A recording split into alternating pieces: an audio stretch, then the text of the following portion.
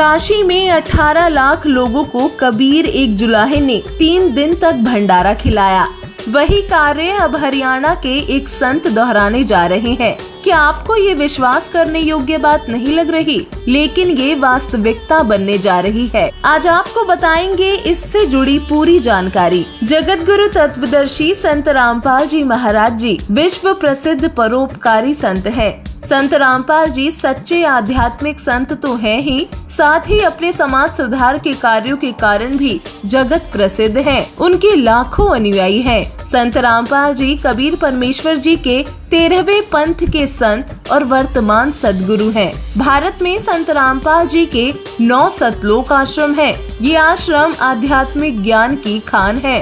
कबीर परमेश्वर के कदम चिन्हों पर चलते हुए सदगुरु रामपाल जी महाराज जी सद्ज्ञान कथन करते हैं। 509 वर्ष पूर्व कबीर परमेश्वर ने 18 लाख लोगों को 3 दिन तक भंडारा खिलाया था। उसी भंडारे की याद में संत रामपाल जी दिनांक 7, 8 और 9 नवंबर 2022 को दिव्य धर्म यज्ञ दिवस समागम कर रहे हैं। कबीर परमेश्वर आज से 600 वर्ष पूर्व सन 1398 में शिशु रूप में काशी में कमल के पुष्प पर प्रकट हुए थे। 120 वर्ष तक जुलाहे की भूमिका कर तत्व ज्ञान दिया। 1518 ईस्वी को सशरीर मगहर नगर से सतलोक गमन कर गए।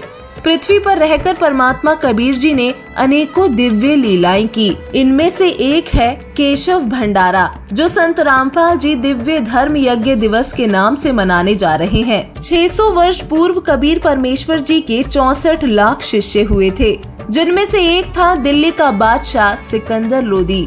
कबीर जी की ख्याति बढ़ती जा रही थी। सिकंदर लोदी का मुस्लिम धार्मिक गुरु शेख तकी कबीर जी से बहुत ईर्ष्या करता था। उसने कबीर परमेश्वर जी को मिटाने के लिए 52 बार प्रयत्न किए। परमेश्वर की समर्थता के आगे शेख तकी के सभी षड्यंत्र विफल हुए। शेख तकी कबीर जी के परमेश्वर होने की सच्चाई स्वीकार नहीं कर पा रहा था। कबीर परमेश्वर तीर की भांति दिल को छू जाने वाले ज्ञान को फैला रहे थे। धार्मिक लोग कर्म कांड से दूर जाने लगे थे। काशी के पंडितों और काजियों की कमाई का जरिया खत्म हो रहा था। शेख तकी ने इसे भांप लिया था। शेख तकी ने मुल्ला, काजियों और पंडितों से मिलकर कबीर परमेश्वर के खिलाफ षड्यंत्र रचा। उसने सभी धर्मों और संप्रदायों के 18 लाख साधु संतों को झूठी चिट्ठी डलवा दी। वो झूठी चिट्ठी इस प्रकार थी: कबीर जुलाहा कार्तिक महीने की शुक्ल पक्ष 14 चतुर्दशी को काशी में 3 दिवसीय भंडारा दे रहा है। प्रत्येक भोजन के बाद एक दोहर, एक मोहर और सूखा सीधा दिया जाएगा। सभी साधु संत निश्चित तिथि को काशी पहुंच जाए। चिट्ठी पाकर सभी साधु संत काशी पहुंच गए। रविदास जी नित्य कर्म से निवृत्त होकर जंगल से लौट रहे थे। साधु संतों का बड़ा जमावड़ा लगा था। रविदास जी ने पता किया तो मालूम चला कि ये साधु संत तो काशी के जुलाहा कॉलोनी के कबीर सेठ के निमंत्रण पर आए हैं। रविदास जी ने तुरंत कबीर परमेश्वर को सारी कथा बताई। कबीर परमेश्वर ने कहा, भाई रविदास, बैठकर परमात्मा का नाम ले, परमात्मा स्वयं हमारी रक्षा करेंगे। कबीर परमेश्वर ने 2 रूप बनाए। एक रूप में परमात्मा रविदास जी के पास बैठ गए, दूसरे रूप में सतलोक गए। सतलोक से 9 लाख बैलों पर सारी सामग्री रखकर लाए, साथ में सेवादार भी लाए।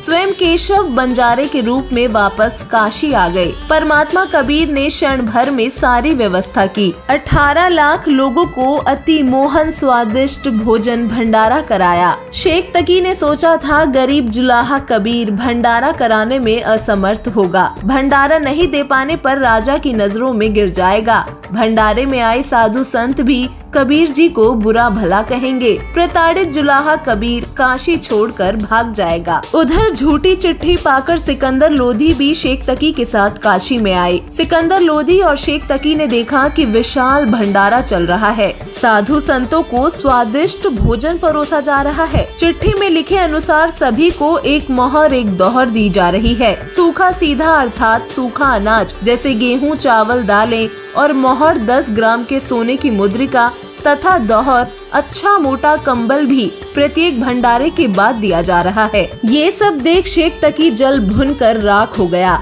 सिकंदर लोधी ने पूछा कि ये भंडारा कौन करवा रहा है। उन्हें उत्तर मिला, तंबू में बैठे एक महापुरुष। सिकंदर लोधी ने तंबू में जाकर उस सज्जन से नाम पूछा। उत्तर मिला, मेरा नाम केशव है। मैं कबीर परमेश्वर जी का पगड़ी बदल मित्र हूँ। कबीर परमेश्वर जी का उनके इस दास के पास संदेश आया था कि एक छोटा सा भंडारा करना है, कुछ सामान लेते आना। दास केशव उनकी आज्ञा से हाजिर हुआ है। सिकंदर लोधी ने पूछा, कबीर परमात्मा जी क्यों नहीं आए? केशव ने जवाब दिया, वो सबके सृजनहार हैं, आ जाएंगे जब उनकी रजा होगी। उनका दास तो यहाँ मौजूद है। हाथी पर सवार होकर सिकंदर लोधी कबीर परमेश्वर की झोपड़ी में गए। कबीर परमेश्वर जुलाहे के रूप में झोपड़ी में विराजमान थे। सिकंदर लोधी ने कबीर परमेश्वर को मुकुट समेत दंडवत प्रणाम किया।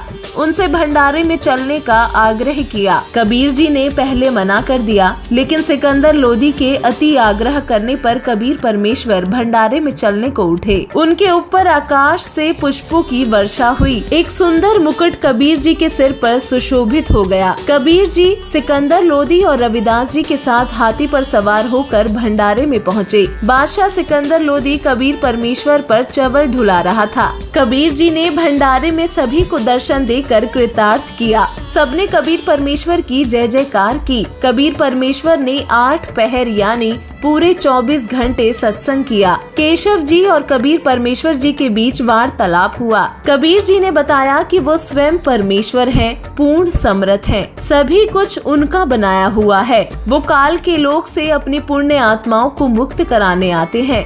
नाम दीक्षा देकर मर्यादा में रहकर सद्भक्ति करने की आज्ञा देते हैं। विशाल दिव्य धर्म यज्ञ के माध्यम से सद्ज्ञान दिया। वहाँ उपस्थित अनेकों पुण्य आत्माओं ने नाम दीक्षा ली। भंडारे में आए लोगों ने देखा कि जो बैल सतलोक से आए थे, जाते समय वो पृथ्वी से 6 इंच ऊपर चल रहे थे। अंत में सभी 9 लाख बैल चले गए। सिकंदर लोधी ने पूछा, हे केशव, आपके सारे साथी चले गए, आप रह गए। क्षण भर में सिकंदर लोधी ने देखा केशव जी कबीर परमेश्वर के शरीर में समा गए। सिकंदर लोधी कबीर परमेश्वर जी की सारी लीला जान गए। उन्होंने अनंत ब्रह्मांडों के मालिक कबीर परमेश्वर को नमन किया। कहते हैं इतिहास अपने आप को दोहराता है। 509 वर्ष पूर्व कबीर परमेश्वर जी ने काशी में 18 लाख साधु संतों को भंडारा दिया था। वही भंडारा अब सदगुरु रामपाल जी 9 स्थानों पर दे रहे हैं। संत गरीबदास जी महाराज की अमृतवाणी का 3 दिवसीय अखंड पाठ हो रहा है। समागम में आने वाले श्रद्धालुओं के लिए 24 घंटे भंडारा चलता रहेगा। जलेबी और लड्डू का प्रसाद तैयार हो रहा है। श्रद्धालुओं के लिए संत रामपाल जी महाराज जी के सत्संग भी चलाए जाएंगे। विशाल समागम में संत रामपाल जी महाराज दहेज मुक्त रमैणी विवाह करा रहे हैं। हजारों जोड़ों का विवाह गुरुवाणी रमैणी सुनकर मात्र 17 मिनट में संपन्न होगा। अनेकों श्रद्धालु सदगुरु रामपाल जी महाराज जी से नाम दीक्षा लेंगे तथा जीवन पर्यंत सद्भक्ति करके भव सागर से पार उतरेंगे। आजीवन व्यसन और कुरीतियों से परहेज करने का संकल्प लेंगे। दिव्य धर्म यज्ञ दिवस में विशाल रक्तदान शिविर का भी आयोजन होगा। हजारों लोग रक्तदान करेंगे। देहदान पंजीकरण शिविर में भक्त देहदान करने का संकल्प करेंगे। सतलोक आश्रम शामली उत्तर प्रदेश से 9 नवंबर 2022 को सुबह 9:15 से विशेष सत्संग का लाइव प्रसारण साधना और पॉपकॉर्न टीवी पर किया जाएगा। संत रामपाल जी महाराज जी के हजारों लाखों अनुयायी देश विदेश से अपने निकटतम सतलोक आश्रम पहुंचेंगे। आप सभी दिव्य धर्म यज्ञ दिवस पर सादर आमंत्रित हैं। भंडारे में जरूर आइए ताकि परमात्मा से आपका भी साक्षात्कार हो जाए।